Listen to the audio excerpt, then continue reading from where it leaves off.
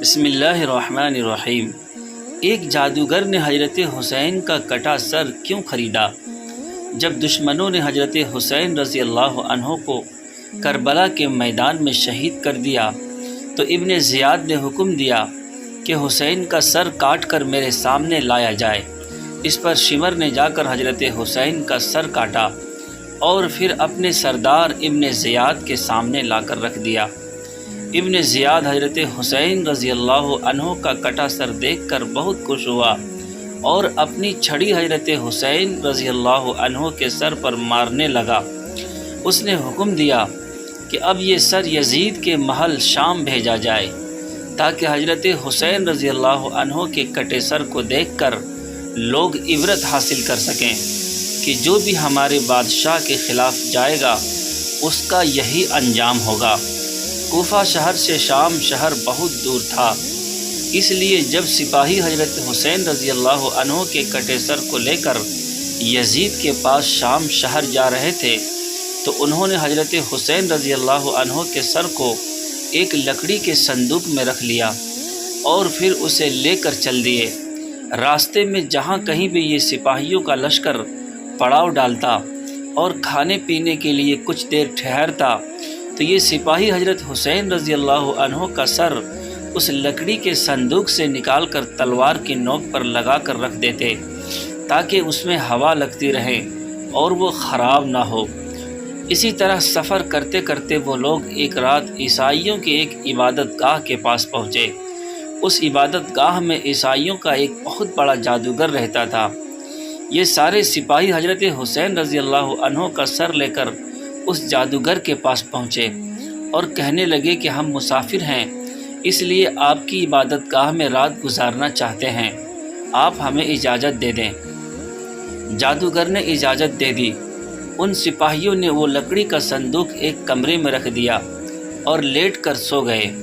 آدھی رات گزر چکی تھی اور وہ بوڑھا جادوگر بیٹھا کچھ جادو کر رہا تھا کہ تبھی اسے آسمان کی طرح سے ایک روشنی نظر آئی جو اس کی عبادت گاہ کی طرف بڑھتی آ رہی تھی، اور پھر وہ روشنی اس کمرے کے اندر جانے لگی جس میں حضرت حسین رضی اللہ عنہ کا سر رکھا ہوا تھا۔ یہ دیکھ کر وہ جادوگر بہت حیران ہوا اور سمجھ گیا کہ اس لکڑی کے صندوق میں ضرور کوئی ایسی چیز ہے جو یہ سپاہی مجھ سے چھپا رہے ہیں۔ جادوگر نے رات میں ہی سپاہیوں کا سردار کو جگا کر پوچھا کہ مجھے بتاؤ کہ اس لکڑی کے صندوق میں کیا رکھا ہے، کیونکہ میں نے ابھی آسمان سے ایک روشنی اترتی دیکھی ہے جو اس صندوق والے کمرے میں گئی ہے۔ تم مجھے سچ سچ بتاؤ کہ آخری صندوق کی حقیقت کیا ہے۔ سپاہیوں نے اس بوڑھے جادوگر کو سب کچھ بتا دیا کہ اس صندوق میں محمد صلی اللہ علیہ وسلم کے نواسے حضرت حسین رضی اللہ عنہ کا سر ہے۔ ہم نے اپنے سردار ابن زیاد کے حکم پر حسین کا سر کاٹا اور اسے اس صندوق میں رکھ کر یزید بادشاہ کے پاس جا رہے ہیں۔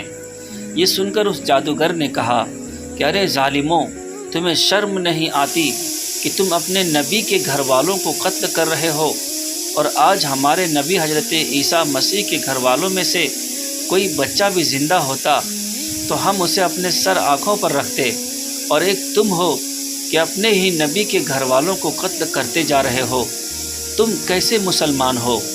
پھر اس جادوگر نے سپاہیوں کے سردار سے کہا کہ میرے پاس 10,000 سونے کی اشرفیاں رکھی ہیں، تم وہ اشرفیاں مجھ سے لے لو اور آج رات کے لیے مجھے حضرت حسین رضی اللہ عنہ کا سر دے دو۔ سردار نے کہا کہ یہ تو بہت اچھی بات ہے، تم مجھے اشرفیاں دے دو اور آج رات تم حسین کا سر اپنے پاس رکھ لو۔ جادوگر نے 10,000 اشرفیاں نکال کر سردار کو پکڑا دی اور پھر حضرت حسین رضی اللہ عنہ کا سر لے کر اپنے کمرے میں آ گیا۔ اس جادوگر نے حضرت حسین کے سر کو غسل دیا اور پھر اسے ہاتھ میں لے کر پوری رات روتا رہا۔ صبح کے وقت اس جادوگر نے حضرت حسین رضی اللہ عنہ کے سر کو دیکھتے ہوئے کہا کہ اے مبارک انسان، میں گواہی دیتا ہوں کہ آپ کے نانا محمد صلی اللہ علیہ وسلم اللہ کے رسول ہیں، اور میں اللہ کو اپنا خدا مانتا ہوں اور آج سے مسلمان ہوتا ہوں۔ قیامت میں آپ اس بات کی گواہی دے دینا اے حسین، میں اپنی ذات کا مالک ہوں، اتنے بہت سے سپاہیوں کا میں اکیلے مقابلہ نہیں کر سکتا۔